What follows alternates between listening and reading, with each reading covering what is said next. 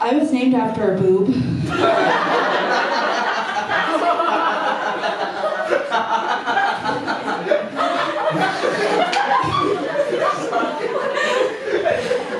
In the sense that I was named after somebody named Boob, not in the sense that my dad had a really intense porn addiction in the early 2000s. That was in 1996. My great-grandmother's name was Olga Ivanava Boob. She was a Russian-Jewish child immigrant, which is the solo poly-abi amputee of her time.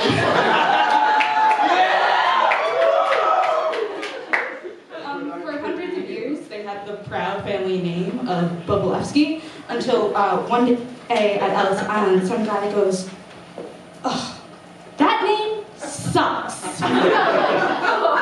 Sucks. That's good to suck. Oh my god, I got it! You're welcome, boobs. Enjoy America!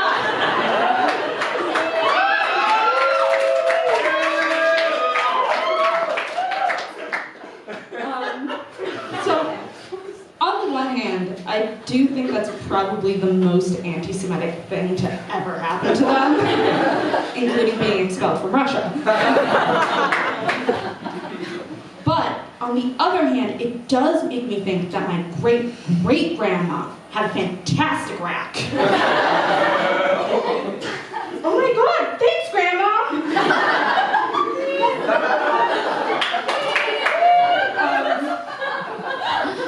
My great-grandmother was really peculiar, and that's the 1940s pronunciation of girl autism.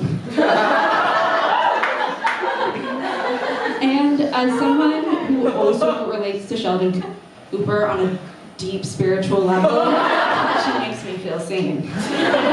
You can say I was the young Sheldon to her Big Bang Theory, because she was, there.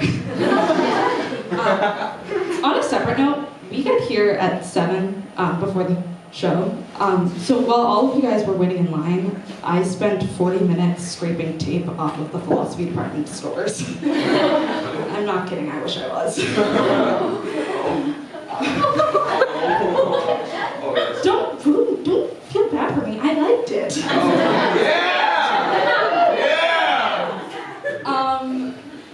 My great-grandmother had enemies. Number one was her nursing room roommate, who was her arch nemesis.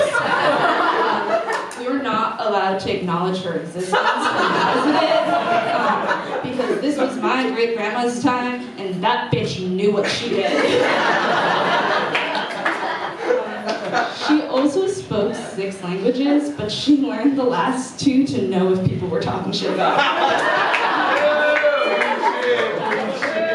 And I'm not saying that me and her are the same person, but I think that if I didn't kill my brain cells using drugs and alcohol to scare away the voices, we would be the same. So clearly I have enemies.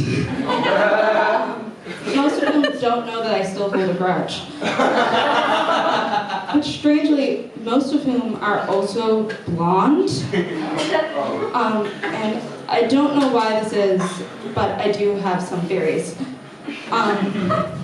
So it's not that I think all blondes are evil, but I do think they are more easily capable of it.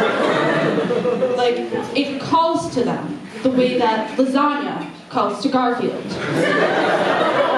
Howl calls to a Sean.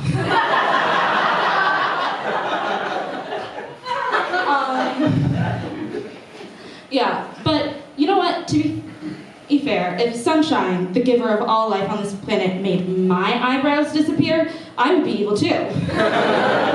No, I'm just kidding. My eyebrows are a defining feature. I would kill myself. So I have one more section of things to talk about, and that's the fact that I've never really understood the concept of, oh, they live rent-free in your head as an insult, because is it really living rent-free if it's a fucking prison? I don't want to be here either.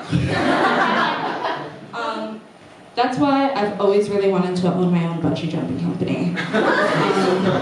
Because, you know, therapy is great and all, but pushing people off a bridge for 8 hours a day?